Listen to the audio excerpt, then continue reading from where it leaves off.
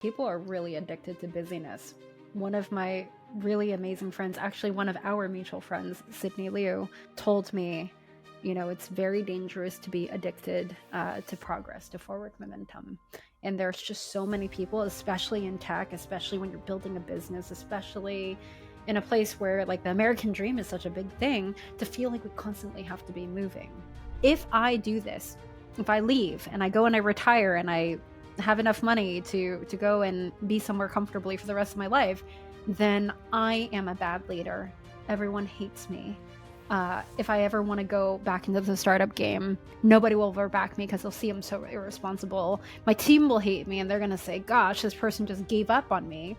If someone is a manager who's absent-minded and super burnout, everybody knows on some level, and it's doing them a favor for you to step back. That's right. I don't like working with jerks. I don't like working with people that are very locked in on their way or the highway. So you talk a lot about the ability to be self-aware, the ability to kind of overcome your ego, to change your mind about something, and that like growth mindset, that curiosity.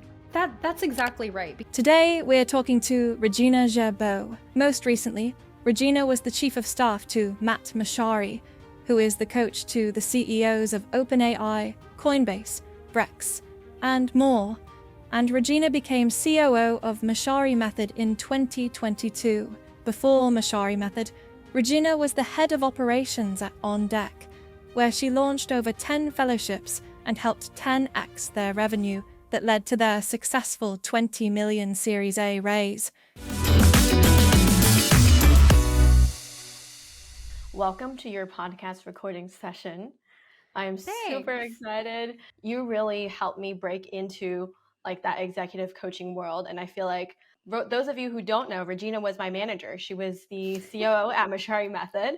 And she like really managed me as I went into Mochary Method, and I was feeling, a ton of imposter syndrome, thinking, how could I coach executives? And I still remember Regina telling me like, Sabrina, you're one of the best coaches out there. And she said it with so much full belief that I think when you have someone who believes in you that much, it can change the trajectory of your life. So I often tell Regina like, wow, like that opportunity you gave me was life-changing. And as I observed her leadership, I realized she's one of the very rare leaders who people really want to follow. Like I see people want to follow her throughout different jobs and just like want to work for her. And she created such a special culture where everyone feels cared for and important. So that's how I got to know her. And then we became best friends. So we also had a wonderful friendship ever since. But I am so inspired by you because I know you started off being a bootstrap entrepreneur, and then you got into tech and you got to know tech very well from an operator's perspective, from a product management perspective, and now you're an executive coach. So I think all of your life's experience is making you such like a phenomenal coach because you understand how to build a business in a lean way and how to build it at scale. So that's why there are a million reasons why I want to talk to you.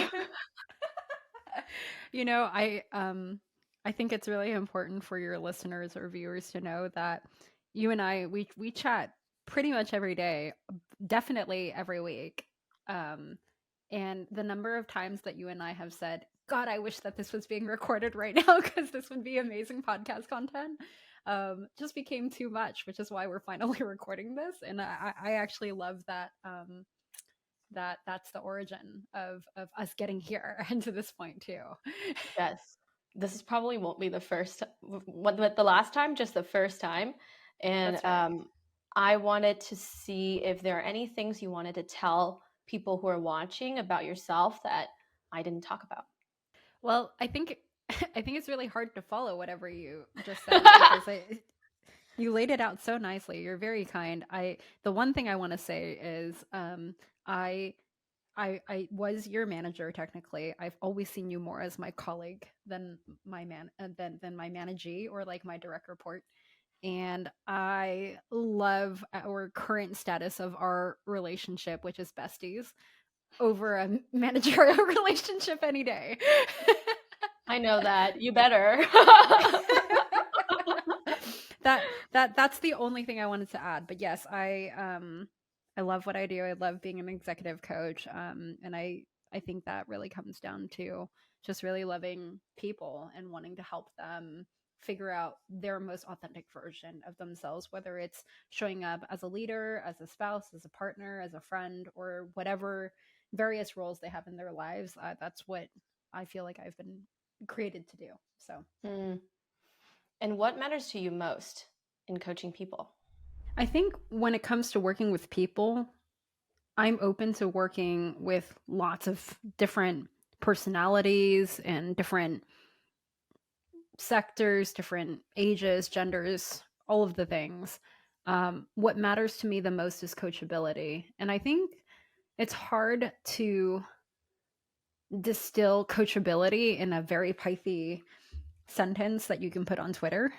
But to me, coachability is the constant curiosity to evaluate and constantly reevaluate the beliefs you're holding on to for yourself, for your worldview, for how you see other people and how you understand life as you know it, and that you're willing to change if you find some incongruency between what you believe and what the reality is.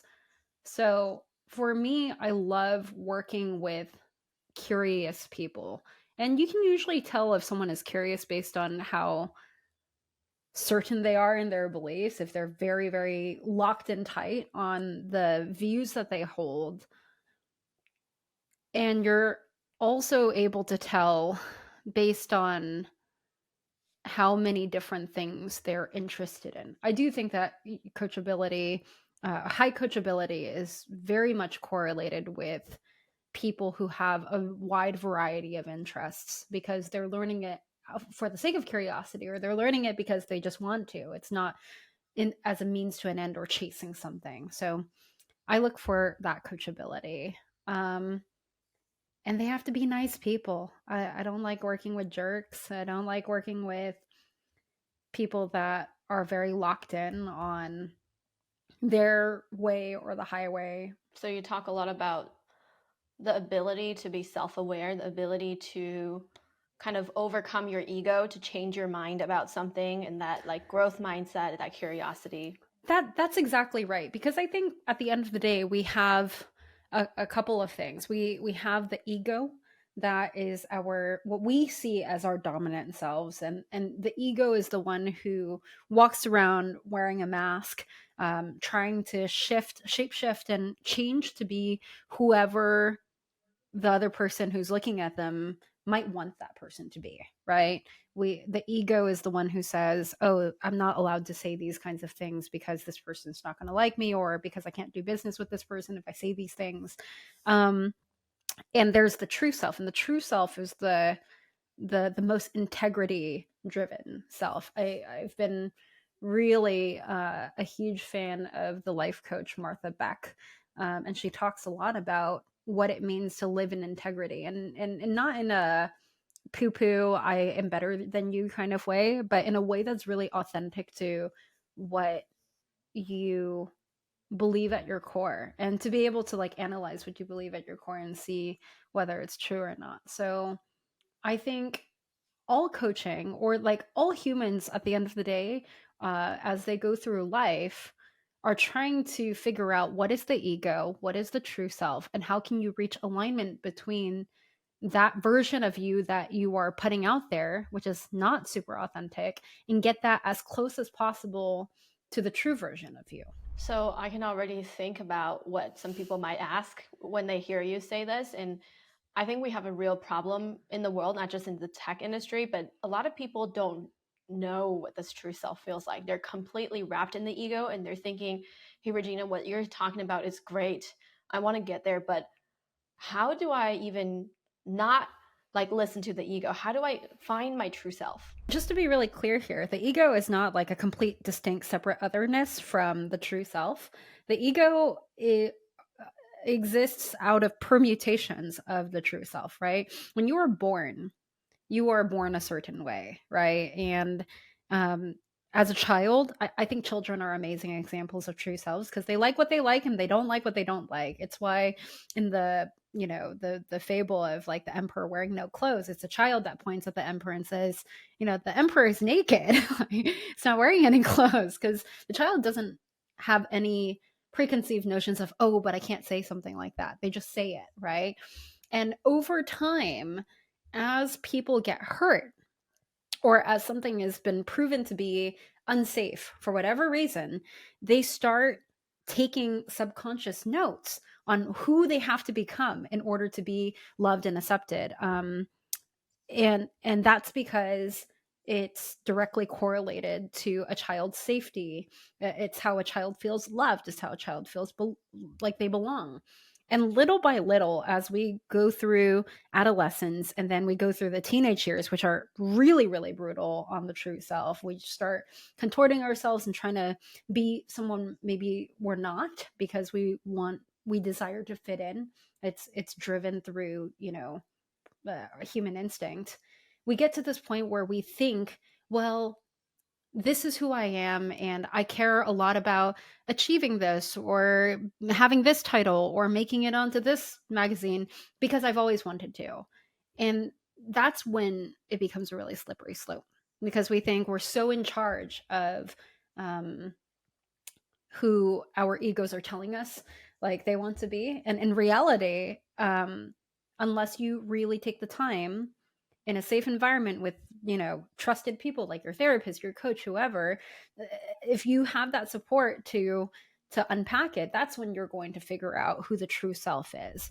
But if you want to do that work in the beginning and perhaps you haven't gone through something extremely traumatic, you can start just by asking yourself, why is it that I care about the things that I care about?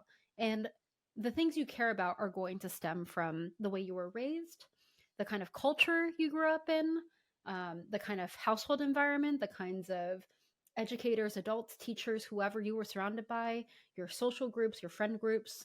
All of these people and institutions and cultures are the ones that are informing who you are today. So can you go back and look at that and ask yourself, but wait, do I really actually resonate with that, right? And any time someone says, I'm so unhappy or I'm so dissatisfied and I should be happy, why am I not happy? There is an incongruency, and that is your ego and your true self fighting each other. The ego is the one that maybe internalized, I must make a lot of money to be super successful and to be super loved, and then I'll be able to get all the people, all the partners, I'll be able to afford so much, I'll be able to have FU money. And then you do, and then you ask yourself, why do I feel so empty inside? Well, then you can take that example and walk it back and say, well, what was the origin, or what were the several different origins that taught me that money equals happiness or satisfaction? And do I actually believe that, right? And sometimes you'll do that and you'll walk back and you go, well, I can see why there is value to this thing that my ego is saying I should care about. It's not always like, oh, I'm not here saying money is bad, right? But understanding the why will help you understand how much is enough and what the actual root of your sadness is. The root of your sadness is when your ego is believing that its thing is more important than what your true self actually values. Maybe your true self actually values having freedom to spend quality time with the people you love. But if your ego is constantly saying, we have to achieve, we have to make more money, then that's when you catch yourself on the slippery slope of canceling your third date in a row with your spouse and missing your child's soccer game because you had to go make more money. That's when there's that tension. So that's a really long-winded way of saying, what is the true self? The true self is looking at the ego, who you are today, asking yourself why you are the way you are, and figuring out, okay, where is the dissonance that is causing me to feel unhappy now? Once you reveal it and you're able to say it out loud, one, it's going to be terrifying because you're going to say, I always thought I knew who I was. Who am I? But then two, you're going to feel a massive amount of relief. And that is because your true self, this part of your true self, has been able to breathe for the first time. That's really good. Let's unpack it a little bit more, because this is like, I'm sure you feel the same way. Like, so many people come to our coaching sessions having a story like that, right? Like, And I think absolutely people could get to that point of what you break it down. They could be like, something isn't right, either with your help or on their own. They ask the questions why, and they figure out the dissonance, and they feel a sense of relief. They're able to see the two sides that are polling. But then I think their question may be, hey, Regina, I'm running a venture-backed company. I have investors. I have like people counting on me. I have employees. My true self is saying I need to go like retire and like travel all around the world and not work, and like I've got enough money, but my ego is really not letting me do that. What do I do? I'm stuck. Like, now that I can see it, I feel I can verbalize it, but what do I actually do to rearrange my life, or do I not do that?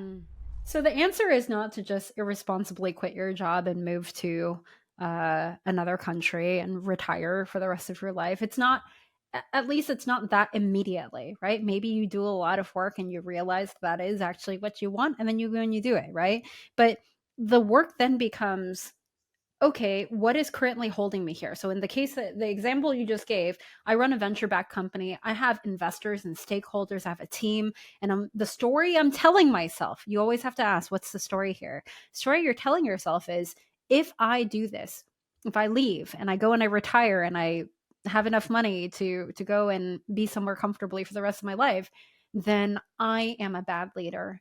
Everyone hates me. If I ever want to go back into the startup game, nobody will ever back me because they'll see I'm so irresponsible. My team will hate me and they're going to say, gosh, this person just gave up on me. And I will die alone and my reputation will be ruined, right? That's an extreme version, but certainly our fears tell us some version of that, right? And what I would say is the beauty behind being your true self is actually that you're doing everyone else a favor by being your true self. Do you think you are doing a good job running your company if you freaking hate being there every single day? Do you think you're going to make good decisions? Do you think you're going to support your team the way that they need you to? Do you think that the investors are going to be happy in the long run if you stay there and you're, making poor decisions because you're not fully in a rested state or in a place where your true zone of genius is being able to flourish? No. And I think it's a common problem that humans have, where we think in very short timeline horizons. We're thinking, well, the next month or the next quarter or the next year, like they want returns, they want things quickly.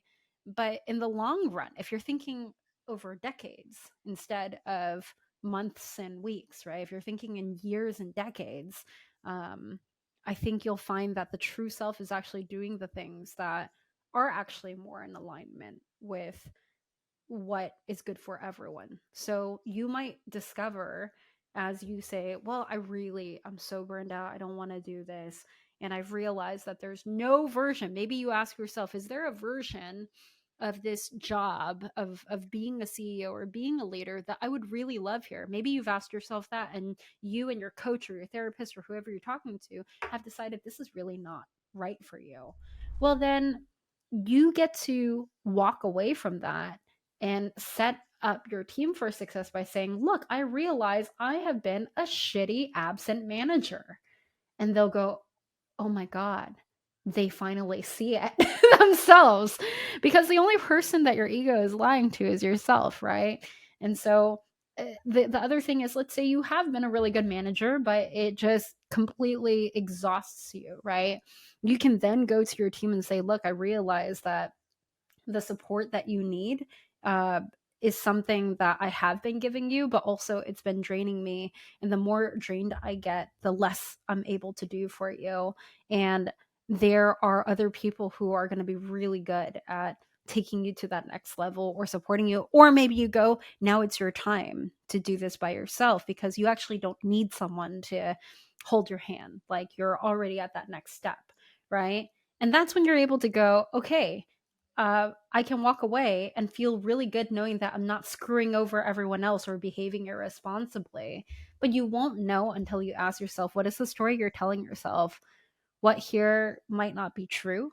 And what are the responsible alternatives that you might be able to take so that you can do right by everyone else, but most importantly by yourself? I mean, you really break it down. I think what you're saying, like the underlying message is you have to make a change when you realize there is a dissonance within yourself. You're fighting within yourself. And it may not be the drastic change right away of moving away and like changing your life completely, but there may be some portions of your job that can be changed. There may be some hard conversations that you may have to have, and it's going to be better for everyone because I'm just going to bring in some things I've been seeing like online and hearing in conversations. It's almost like when you have a people pleaser on your team, they're like saying like, oh, everything is good. Like, I agree. And you just know when people are not taking care of their own needs and helping you out, that actually doesn't feel good. It makes you distrust them more. So what you're saying, Regina, is like, if you're a manager, if someone is a manager who's absent-minded and super burnout, everybody knows on some level, and it's doing them a favor for you to step back. That's right. That's right. In general too, it's not even just like with a career change. That's a really drastic one, right? Like I remember I had a coachee, he was running his company completely bootstrapped, and they were having this crazy growth, like year over year over year. They kept growing, more people wanted their product. I mean, he was really overwhelmed and excited, but also overwhelmed, right? Um, and then they had their first year where things started dipping a little. And he was like, oh shit. Right. And he was so scared of talking to his team about it.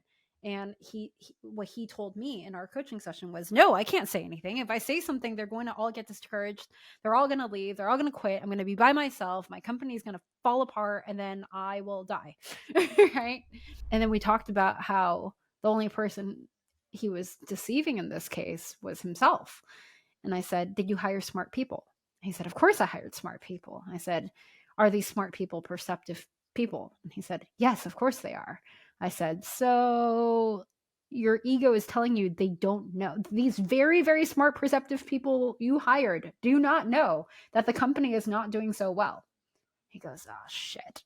So then we came up with a plan where we talked about having a lay of the land and then asking said smart people for their thoughts, because the other story his ego was telling himself was, I must be a strong CEO leader that solves all problems by myself. Guess what? You can't solve all problems by yourself. And also, guess what? You hired really smart people for a reason. Like, let them help, right? Oftentimes people are just waiting for the invitation to opine. And I think that makes sense. I think a lot of CEOs might be like, well, they should just say something. Well, think about it. In the past, if you said something and it was shot down, maybe not at the current company, but prior experiences, I think everyone has had an example of a time where they've said something and have been shut down for one reason or another, whether it was in another job or as a child. Well, you're not, there's an asymmetrical downside to sharing information. And so the best thing that any leader can do is really open up the space and say, look, I don't know everything, and I want to invite you to be a part of this process. I will still be the decision maker at the end, but I do want you to know that your voice is valued and it's heard here. So going back to the CEO who was like, we are so fucked, right? Excuse my French, but he was really scared. We came up with a plan for him to go and talk to his team and to say, here is a sober view of everything. And we're not going to mince words. We're not going to talk about, but this is how things are going to get better. We're not going to do the drink the Kool-Aid. We're going to exactly say what is happening so that we're all having the same single source of truth. We all have shared understanding. And then I'm going to ask for help. He did that. And he was so certain his team would freak out and quit. And I remember talking to him immediately after this meeting. He called me and I said, how'd it go? He said, the first thing that someone on my team said as soon as I was done sharing everything was, I'm so glad that you know. This whole team thought that the CEO was running around just not knowing that the company was like not doing so well. And it gave them more trust in him as a leader when he was finally able to say the thing, that elephant in the room. He was able to talk about it. And they were like, I feel so much better because now we all know that and you're asking us for help. So we implemented all of this. even more explosive growth the next year. I mean, I'm not even kidding. They came up with all these ideas. They're like, here are all the things we've been thinking about. He was like, holy shit, have they been holding on to all these ideas this whole time? And that's when he realized there is power to sharing this knowledge and to leveling with the people on the team. So he was able to shift. In his case, he was able to actually shift his role into being something that he really loved, because all of a sudden he didn't listen to his ego telling him, you just have to know everything, or don't talk about it, because if we don't talk about it, then nobody will know. And by the way, we did the work. I asked him, what is that story? And he said, well, if I don't know everything, then they're never going to listen to me. And we talked about how that showed up in his personal life too. We said, we talked about how in his marriage, like the story he told himself was, if I don't know everything at all times, then my wife is going to think that I'm stupid and that I'm not a strong leader, and then she'll leave with my child, right? That turned out not to be the case. We talked about why he was afraid of talking to the rest of his team about this issue. And when he was growing up, he said, when we had problems, we didn't talk about it. We just swept it under the rug. And that was just the way that my mom dealt with things. And, when my mom and dad got divorced, they just never talked about it. So I just internalized, we don't talk about problems, because if we do, everything's going to fall apart. And so being able to identify, what's the story here? Where did this come from? What might not be true about it? And what is this new version that you want to try on that is actually healthy, is the steps. These are the steps that you need to find out who you really are. That's so good. And you reviewed all the steps again too. And that's the key here. And I want to tie it all together, because really sometimes we think it's a strategic decision that makes the company successful, or that explosive year or over year growth. It may be, but let's look at what's preceding that strategic decision. In your example, it's that CEO having that light bulb moment to say, okay, the story that I'm telling myself is wrong. I would like to try out something new. And I think at the end of the day, this is the really core part. If people have the ability to rewrite their reality, if they're willing to look at the assumptions that they're making, assumptions actually implicate your behaviors and actions, and it creates your results. And if you have different assumptions, different stories, then you have different actions and you have different results. And that's, I think, why this work is so important. Yeah, absolutely. I completely agree. You said that so much better than I did. Oh, I no, rambled no. for 10 minutes. You said that in 30 seconds. Amazing. The story is really important, because you laid out the principle first, and then you walk through in detail what happened to a real life CEO. And I think it's like a good point for us to look at the other side of the story, and maybe you have other stories about it, which is, I think, your unique skill of understanding how to build trust. Because not only were you skilled at identifying the narrative for your coachee in that moment, you also knew a lot about how trust is being built around a team. And when there is trust, then those strategic decisions will land, and it can take shape, and you can make money, and you can make revenue. So absolutely. I actually want to start with, like, when you maybe tell me in two different versions. When you were an operator, how do you gain trust from the team? And then when you're a coach, how do you gain trust from a new coachee? I love that you separated it into two segments, because I'm going to take it and smash it back together into one. I think there isn't actually a difference between being an operator and being a coach. I think all people are coaches. You don't have to be an executive coach in order to be a coach. You don't have to be a life coach or go through some certification to be a coach. Everyone is constantly coaching someone. And it doesn't, even if you're an IC, or an intern at a company, you're still coaching someone. It might not be at work. It might be a friend. It might be a partner. But I do think you're probably coaching someone at work. What is coaching? Coaching is literally helping people, see their assumptions and helping them rethink their processes to make better decisions. So when I was an operator, I think I saw my job largely as helping people show up as the best versions of themselves. I knew that I hired smart people, that they would be able to figure out the how, like the technicalities and the how between or behind what it is that they wanted to do. What they needed was guidance on living their most authentic selves. So a lot of my time was spent understanding what my direct reports cared about, what scared them. So I think if you earlier when you gave me that really lovely introduction, you said there are people who have wanted to follow me career to career to career, um, and job to job. I think a big reason is because I invested the time to really get to know my people. And every amazing leader and operator and coach and investor and whoever has guaranteed taken the time to get to know their people. And that means not just, well, what do you do and what do you care about at work? It's like, well, who do these people live with? What do they care about? What are their roots? Where are they from? Right?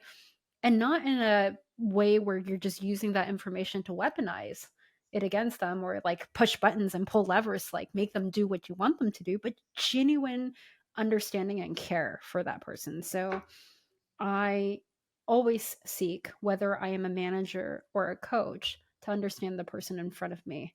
And you will be so surprised. I mean, not you, Sabrina, because you're a coach, but it always surprises me and doesn't surprise me at the same time how many people desire to be heard and to be understood, right? And to be respected.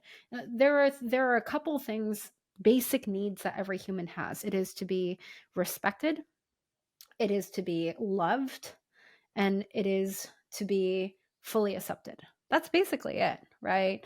And so when it comes to building trust, regardless of whether you're building trust with your spouse or your friend or your direct report or your boss or whoever it is, you have to seek to understand them, understand what they care about, understand what they value, and come from a place of curiosity, not judgment. So even if this person that you are working with or talking to cares about radically different things than you, your job is to sit there and listen and say, I could see why this person cares about those things. Even if I myself don't care about it, I'm not going to pass judgment on this person. I'm just going to use that information to understand this person better, have that compassion for them, and and treat them fully as human, right? When you do that, people like you and they trust you and they want to work with you. You're not treating them like another number, right? You're not treating them like a cog or a wheel in a big machine. And that's all it is. So I did that as an operator. I did that when I was bootstrapping my first company. I did that as a COO. I did that in our relationship. And I do that with my friends. I do that with people who I meet online. That's the thing. It doesn't take a lot of time and it doesn't require you to become best friends with every person that you meet, but all you're doing is tapping into the innate, very human desire to know and see people, fully see them, right? And I do that with my coachees. I talk to them and I listen more than I talk. I get them to share really their innermost deep thoughts. And anytime they share something vulnerable, whether it's my coaches or anyone, anytime someone shares something vulnerable, I acknowledge it. I think a lot of people think, oh, if I open up space for someone to be vulnerable, that'll be enough. You have to acknowledge how hard it is for someone to put themselves out there. Imagine like handing over ammunition to someone who might be a perceived enemy and going, all right, cool, you gave me ammunition, thanks. It's not going to go really well, right? If you go, wow, I know how hard it is because you don't really know me very well, but you just gave this to me and I super appreciate it. And I'm actually going to give you some of my ammunition too. So that way you know, right? And it doesn't become like, well, you gave me two, so I gave you two. It's not like that. It's wow, we're doing this trust building by giving each other, volunteering parts of ourselves that like there's nothing to benefit from like volunteering that information for, right? There could be an asymmetric downside. And so when my coachees especially share things with me, especially on the personal front, whether it's relationships or upbringing, difficult childhoods, abusive parents, abusive relationships, whatever it is, traumatic something or another, I make sure to acknowledge it, and I make a big deal, not a big deal out of it, but I make a big celebration out of it. And a big celebration doesn't have to be, woo, you got vulnerable. That's not a big celebration. A big celebration in this case is, wow, that was really brave of you to share with me. And thank you so much for doing that. I think I now understand why you see the world the way you do, right? I now understand how you're making decisions. And that doesn't mean you have to agree with them, but you understand and they feel it. And that's what builds trust. I want to recap some of the things and also talk from my perspective how I noticed you do that over the years in different stages of our relationship, because I think it's so much more helpful to hear it like in examples as well. So you really talked about how it's sometimes not about the words that you say. You can say the same words, but it's about your intention of making that emotional bandwidth open up to hold someone in your heart and in your curiosity without judgment, to say, hey, I'm here to kind of like see how you are, really get to know you, see how you think, what your upbringing is, even in a workplace situation, and especially in a work-based situation. I'm still getting to know you as a whole human, and however you are, it is okay with me. And you talked about, especially with people you meet online, because we first met online, and then I think we had a phone call, and I was like, I can't remember exactly what you said, but I think you gave me something like, just something I didn't expect someone that I meet for the first time would say. I think you gave me like either it's feedback or just like transparent truth about working as a coach or something. It's like, Sabrina, let me tell you this. And I was like, you know what? That's crazy, because Regina actually took a risk to be vulnerable with me, to share with me her honest thoughts. And that made me feel like she really cares about me. She like listened to me sharing my life and experience. She's not trying to sell me to work with her like at all. She may be, but she cares more about my total well-being. That's right. And that's like, for someone you meet for the first time to like give you that feeling is incredible. And then throughout the time that we worked together, what you did a lot was you would bring up things that I said months ago and be like, oh, you said this, and like that makes sense that you're feeling X, Y, and Z now. Or remember, you did this means that you can do this next challenging project. Or like, honestly, when I'm not doing as well, you would like give it to me straight on. And that whole time it made me feel like, wait a minute, someone is thinking about my career constantly and piecing all the information together off work, outside of our one-on-one. And that's incredible. And I'll give just one more example of like, now that we became close friends, I think whenever I shared something very vulnerable with you, I'm like, these are the thoughts that I'm feeling right now. Like, I'm having some really dark thoughts. And you would be like, wow, like, thank you for sharing that with me. You've said that multiple times. Thank you for sharing that with me. And you would ask me questions or whatnot and show like real curiosity. It feels like even over text, there's a pause in the conversation where you put space, when you're providing space and like acknowledging that share. So I think that's a reason why we evolved our relationship, and probably why you evolve a lot of your relationships in life as well.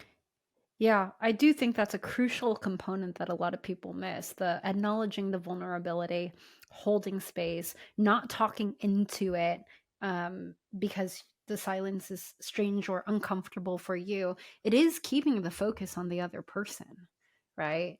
If you're just focused on yourself, then you're thinking, wow, I'm so uncomfortable. Or maybe this person who's sharing something with you makes you think, oh, I have some unreconciled things here too. Now you're just thinking about yourself. And if you're thinking about yourself, you're not listening to the other person, right? You can't think about other stuff while also attentively listening. So inserting that pause not only gives space for that person to really sit in it and feel the compassion that you have for them, but it also gives you the pause to think about what this person just said and then come up with your response. That is the opposite of what most people do, which is as you're speaking, you're not listening attentively. You're actually thinking about what you want to say next. that's not active listening, and you're going to miss things if you listen that way. I want to just really reiterate this point. I actually have read somewhere from therapists that the most effective tactic in therapy is to stay completely silent. And sometimes the best thing you can give to someone is the gift of having them go through the motions of their emotions on their own. And what you talk about a lot of times, it's like our own discomfort. If someone said, hey, like my cat died, and if we're feeling very uncomfortable, we might be like, oh, it's okay, like it's fine, are you okay? But sometimes the most powerful thing is just to sit with them in that sadness and be like, you share something really hard. Or sometimes it's not saying anything at all, just letting them fill up the blanks. 100%.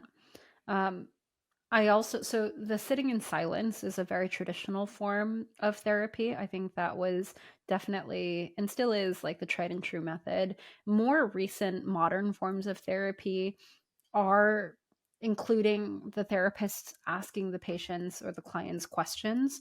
But, you taught me one of the most valuable lessons that I've been talking about nonstop for the last, I don't even know how long it's been anymore, but you were the one who shared the amazing question, how can I support you right now? Right.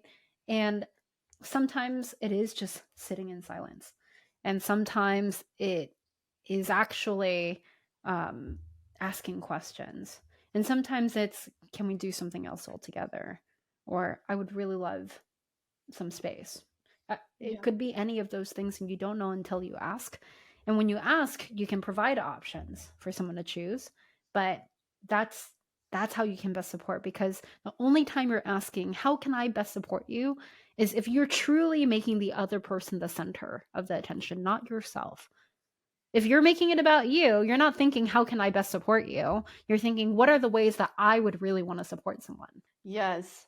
And all of these things that you're talking about right now, like showing genuine care, making space for people, acknowledging them, asking what kind of support they need, like all of that, I just can't imagine a CEO who's already going from meeting to meeting and they're working like 10 hours a day. Like sometimes they just don't have the emotional bandwidth to do it. I think in knowing you and hearing in between the lines, this is like advanced leadership. And in order to do that, you have to have like the self-discipline almost to to manage your bandwidth, to give that compassion to yourself first, so you have space to care for other people. So can you talk a little bit more about that? How do you have space to do that? The answer is very simple. The implementation is where it's very difficult. And the simple answer is, people are really addicted to busyness.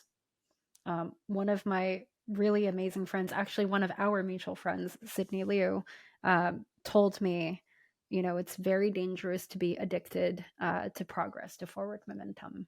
And there's just so many people, especially in tech, especially when you're building a business, especially in a place where like the American dream is such a big thing, to feel like we constantly have to be moving. And the thing is, up until you realize this consciously on your own, you measure your forward momentum based on how busy your calendar is, right? I was just in a CEO forum yesterday, and we talked about addiction to busyness. And I asked all of them, how would it feel to have everything properly delegated and all of your SOPs created, and you could just sit back and think about the vision and take walks with your kids and get creative and read things? They all said, oh, that sounds so amazing. That's exactly the kind of life I want. I said, okay, what is stopping you from having that? And then they said, somebody finally got brave enough to say, it sounds amazing and it scares the hell out of me. And I said, okay, let's talk about it. Why? And we tapped into some of the commonly held narratives around, well, if I have an empty calendar, it must mean I'm lazy. If I have an empty calendar, then my team is going to disrespect me. They're not going to see me as a valuable, hardworking leader. The story I tell myself is, I have to be the hardest working person in the room because it's my company. I need to constantly be doing things, because if I'm not doing things, then that means I'm not progressing, right? Well, the way to have the bandwidth for this next level leadership is to have space in your calendar and to have space in your mind and to focus really on the things that matter. But most people are more likely to choose, I'd rather have a really busy schedule to feel really productive versus I only have these several things that I really care about and I'm investing time in. Now, this is just speculation or rumor at this point. I haven't confirmed it, but I heard once that the CEO of Notion, Ivan Zhao, only works on his company. He doesn't do anything else. He doesn't invest in funds. He doesn't whatever. I have no idea whether that's true or not, but whether it is or not, it's a really great example of someone who's really actually focused on what matters. It's not chasing the status of being like CEO of Notion, so therefore I'm going to leverage this and maximize it for all these other things I don't care about. It's okay, I'm doing this thing. I really love this stuff I'm working on, and that's all I'm doing. Everything else is a distraction, right? So getting really comfortable with only working on a few things and moving slowly but deliberately and intentionally versus moving fast and feeling like you're constantly stressed is going to give you that bandwidth. And so, like I said, overcoming addiction to busyness is the thing that is needed to make room for this more mature leadership style. But the implementation is harder because the implementation requires you to do the work of going back into your life, like we talked about earlier, re-examining all the values you have. Why do you feel like you have to be doing things all the time? Why do you feel like you need a, I don't know, $10 billion company? That's a thought in and of itself to revisit because it's not appropriate for everyone, right? Doing that work on challenging your preconceived notions, understanding those stories you tell yourself, and then tracing it back to this busyness is going to be the way to overcome it. I love how this whole conversation ties and connects to each other. It's like going back to the principles of, at the end of the day, it is all about what stories are we telling ourselves. Can we see those stories and how they're affecting our lives and then change it? And if we change it and make space for it, especially against busyness, then we have focus, then we have joy, and we have motivation. Because like you said, when you're aligned with your true self, like everything kind of flows a lot better. There's no tension with yourself. And a CEO's journey may not be like only working on, you know, their company. Another person's true self may exactly be investing in like 5 different things, and that's where they feel the most alive. But it's not about what other people are doing. It's about what you want. That's exactly right. Because it turns out when you do what exactly you want, so long as it's not harming other people, you're going to be really good at it. It's not going to feel like work. And you're going to be able to show up in a way that is really authentic to you. I'm sure like if people are watching this, they're realizing that you and I are on the same page about a lot of these things, about what's really important, about kind of getting CEOs to feel unstuck in the path that they think that they must do, and kind of freeing them to be creative leaders and to be advanced level leaders. And I want to go back to like an earlier point. One of the earliest things that you said is like, do it with people. Do it with people you trust. Do it with therapists and coaches and whatnot. And we've been talking a lot about the problems we see with CEOs.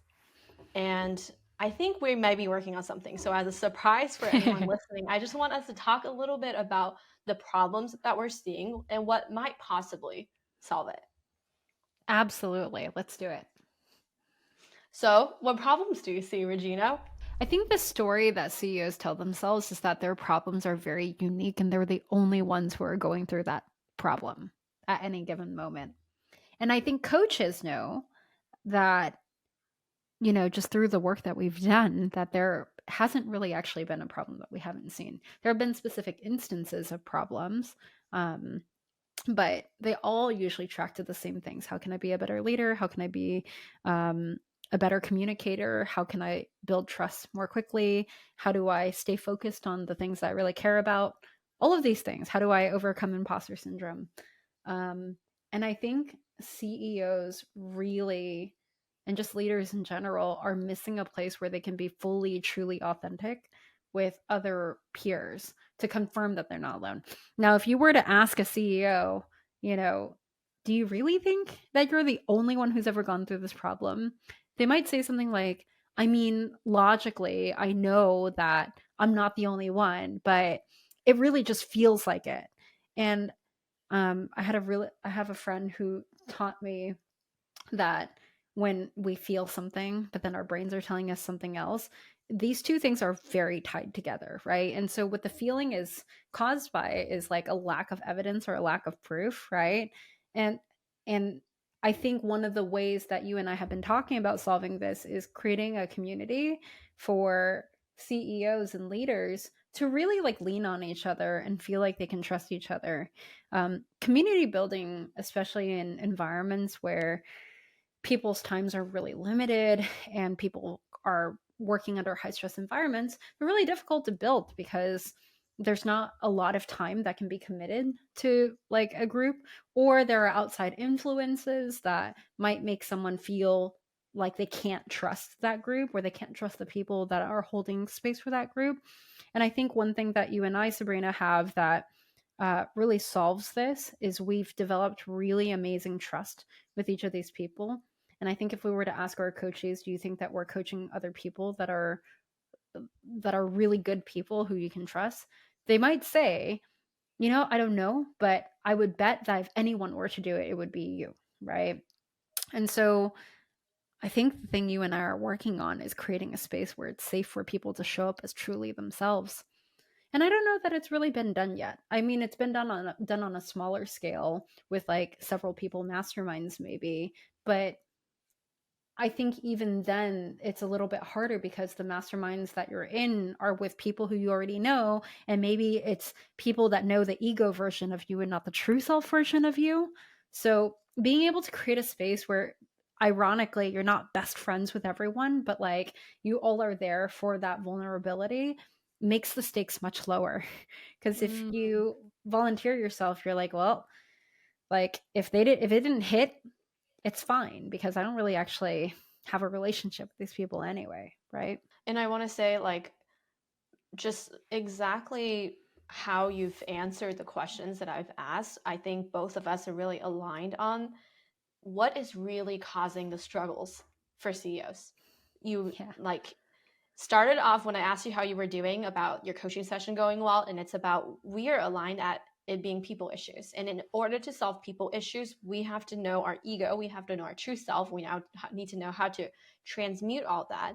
And I think we are going all the way up to the leading, like first leading indicator to what causes suffering. And by the way, like I'm a firm believer that there will always be suffering. We have no promises to eradicate sufferings forever, but we can improve. So I don't think a space like that in like CEO groups has been done to an extent, because there are a lot of groups out there who like it's all about, you know, I'm doing really well, you're also doing super well. Like it's kind of like competitive, or that's exactly right. It's teaching, I think, later stage really helpful things about how do you hire and how do you recruit. And like I think we do plan on supplying that with like the best in class information, but we also want to catch people all the way in the beginning.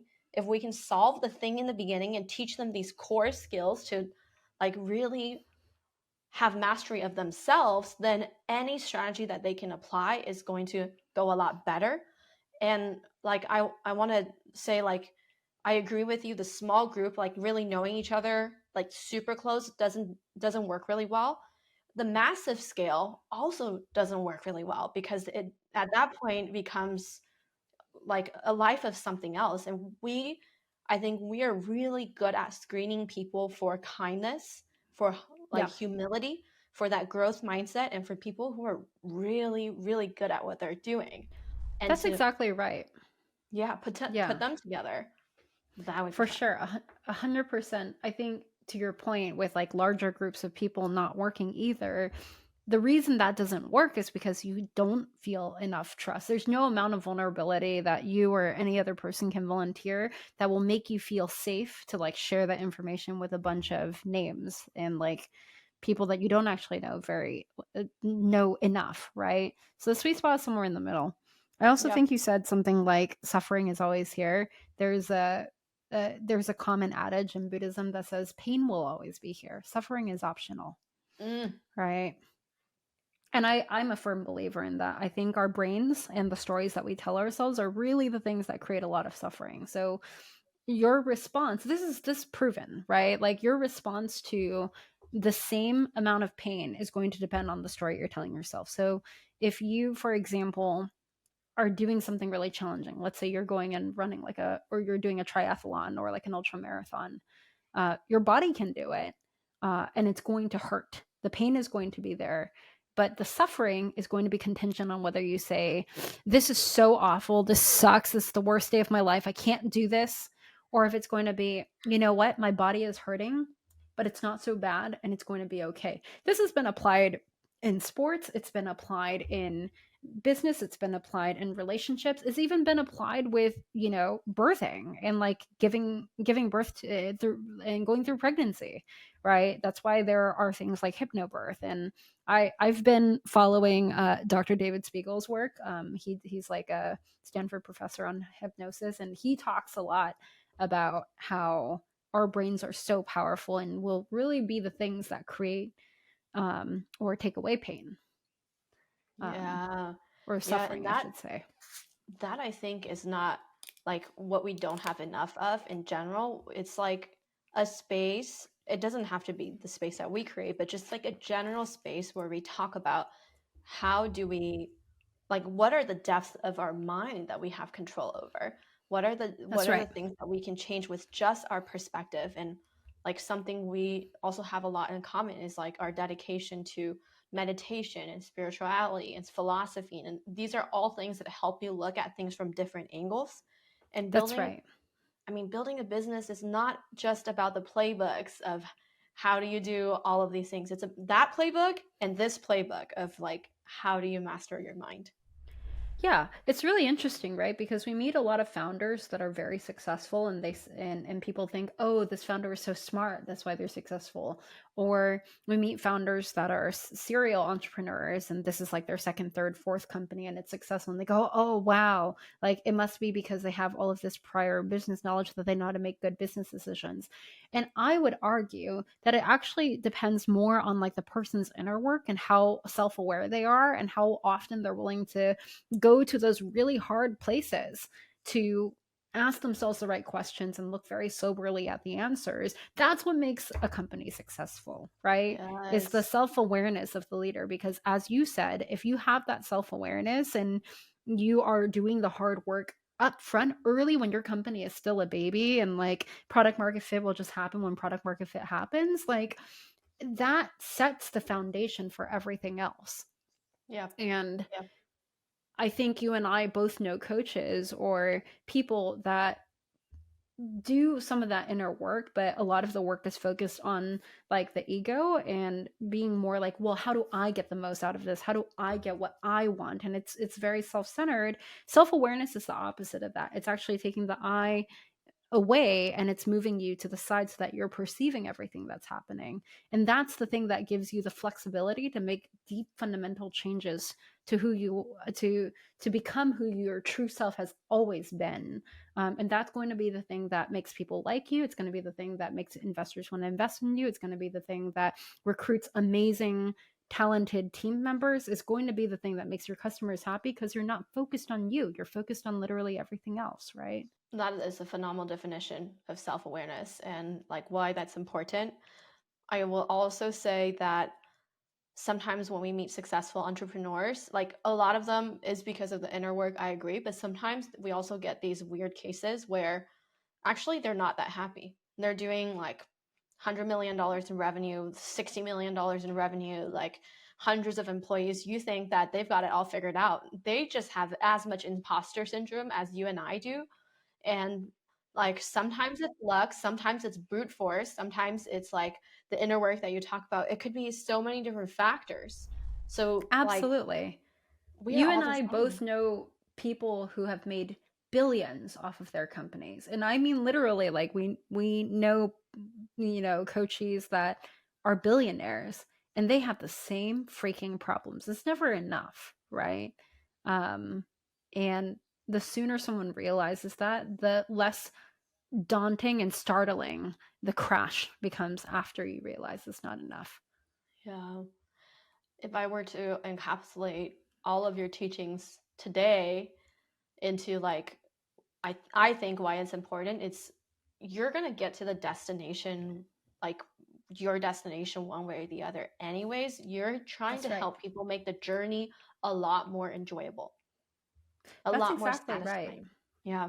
Do you remember, Sabrina, when you and I first became friends and started working together? I told you, you know, obviously I said you're an amazing coach. You're one of the best coaches in the world. And I already know that. And you were like, how can you know that for sure?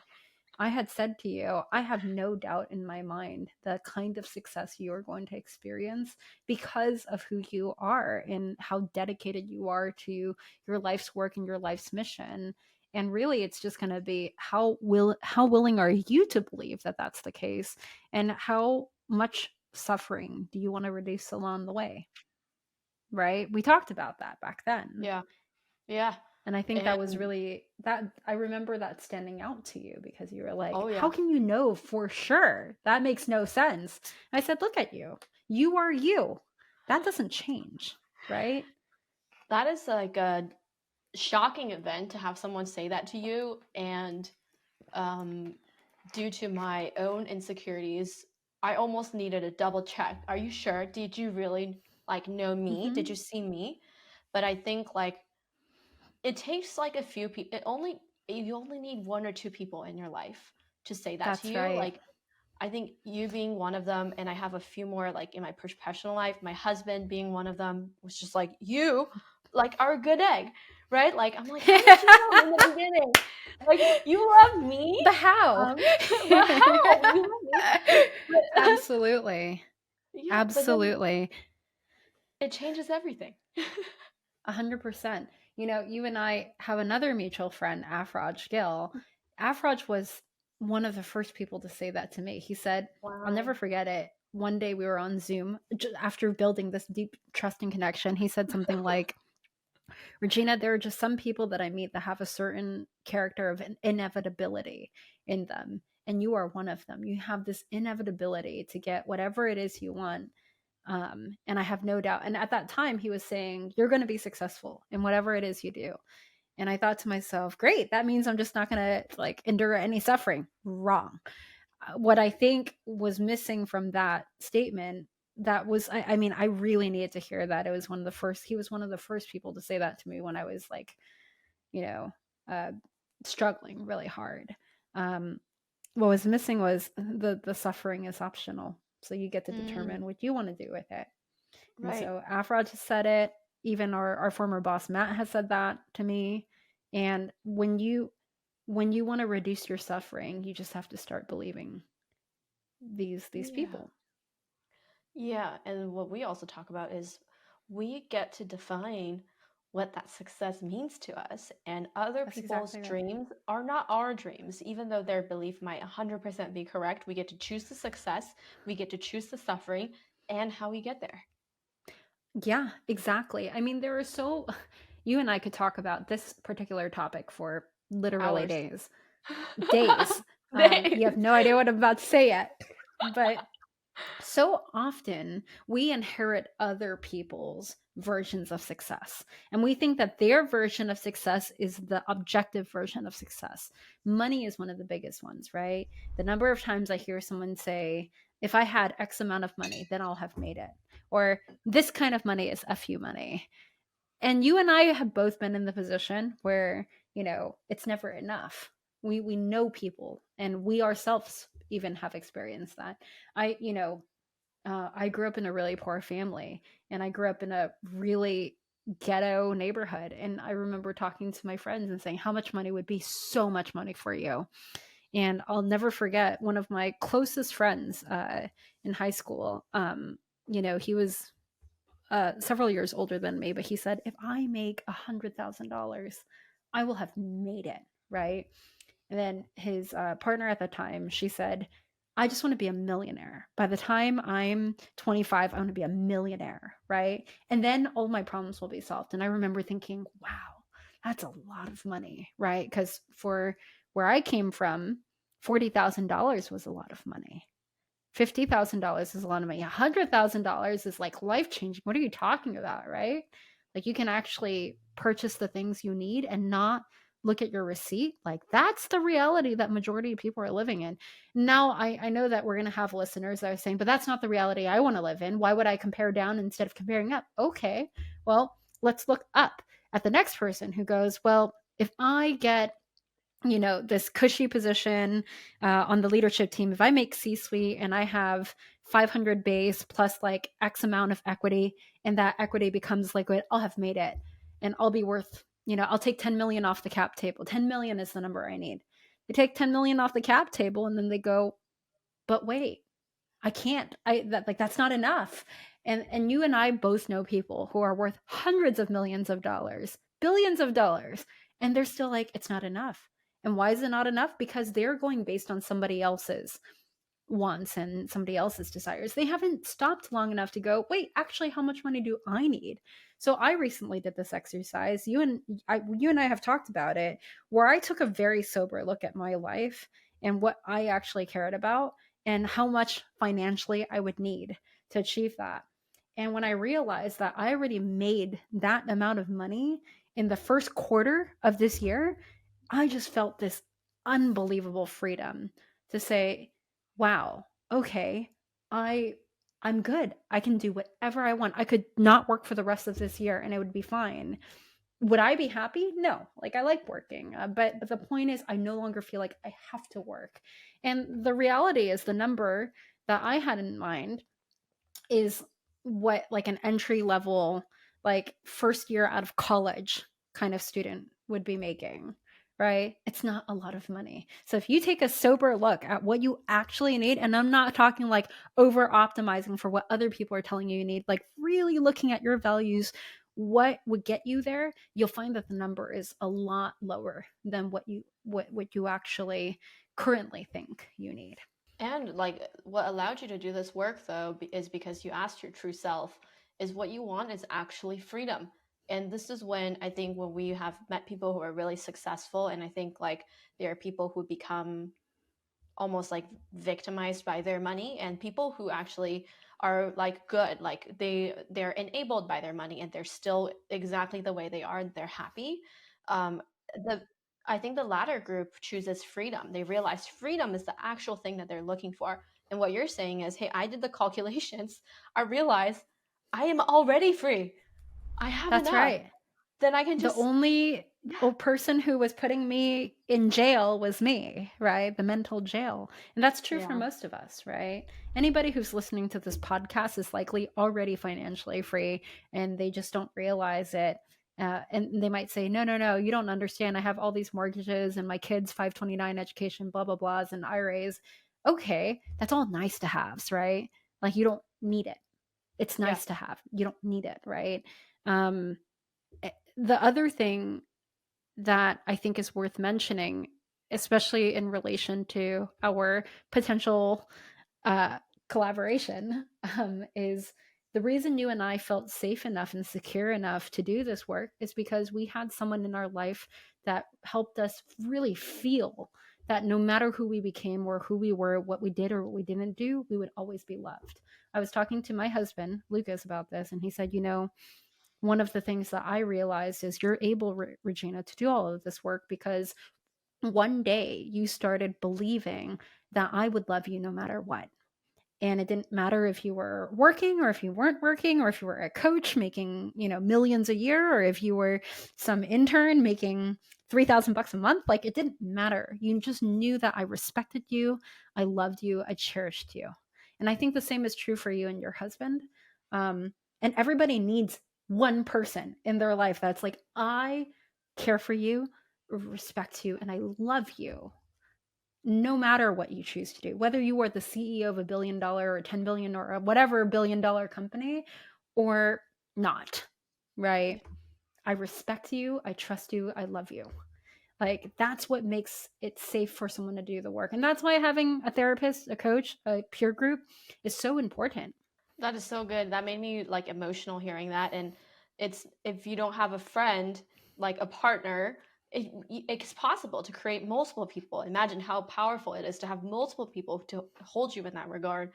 And I absolutely agree, by the way, and shout out to Brandon. Like when I said I would leave my 9 to 5 to like work on my own company, and I wasn't sure how much money I would make, and he said, well, let's try like 2 years of you making no money. It would be completely fine. And even now I'm making like more money than I could ever, like the younger me could ever imagine. He's like, well, if you make no money and a lot of money, it doesn't make a difference to me. I just want you to be happy doing the work that you do. I love you, and I just want you to like feel this freedom. And it's so Shout good out to have Brandon, that. indeed. I know. And Lucas. It's really good. And Lucas, the good egg. Yeah, Good when he ones. said that to me, I felt all sorts of emotions. And I think, Sabrina, the reason you and I do well with our coachees actually is because I think they all know that even if we stopped working together in a formal professional capacity, or they chose to walk away from their companies, or they ended up losing everything, we would not see them as any less, and we would not love them any less, and we would not respect them any less. I think hopefully every single one of our coaches feels that way. Yeah, that's so important. I hope so as well. I want to say, like, if anyone has any ideas or feedback or interest in the potential collaboration that we're doing, if you feel like, hey, what Sabrina and Regina are talking about really hit a string in my heart, just let us know. Contact us. You know where to find our information on Twitter and LinkedIn. And if you have our phone number, just text us if you already know us. So we would like to just like involve you in this project because it's a community project. It's community built. I know we're already having conversations with folks about that as well. But and then what we'll also include is information to Regina's website. I have another shout out, which is Regina has some of the most helpful operational blog posts and frameworks on her website. I send them out to people all the time, especially if you want to get your company organized, or if you're a chief of staff or an EA, someone who's like really operationally strong. She has this power of like being able to hand you something and essentially make the mess of the company into like organized little bits and pieces. So we'll have that in the show notes. Go check it out and send it around. Anything that I didn't ask you that you want to share for today, Regina? Yeah, just one piece on the CEO community. I think that it's scary maybe for some of our listeners to imagine contacting us and saying, I want this group to exist, or I want to be a part of this. And there are so many people that have said things like, well, I've tried a mastermind before and it didn't work for me, or I've tried to do this, but it fizzles out after some time. What I want to express is both you and I, Sabrina, we've both already had incredible, like a surprising amount of interest for something like this. Like we've just floated the idea at our coachees and our friends and people that are early stage. And we said, what do you think of this? And they go, how do I get involved? That sounds amazing. And so I just want the listeners to know, if you're scared of putting yourself out there and you're like, oh, this sounds really good, but I'm nervous, or what if I seem weak because I'm asking for this kind of group? You're not weak. You are actually incredibly self-aware if you realize that this is something that's going to be really great for you. And also, you're not alone, because there are already people who are talking to both Sabrina and me about being a part of this community. So with that encouragement, I would love once again to just reiterate, reach out to us. Like, send us an email, send us a LinkedIn message, DM us on Twitter. Just say, I want to be a part of the group. How do I find out more? And neither of us will judge you. We will not think any less of you. If anything, we're going to say, wow, what an amazing, self-aware, conscious leader. Like, this is incredible. So that's all I want to add. Thank you for adding that. Well, we will definitely have to do like continuation of some of these topics and other topics, but I just want to thank you so much for spending the time with me. I know we talk all the time, but this is, even better that we get to share this with people we care about and who might find this helpful.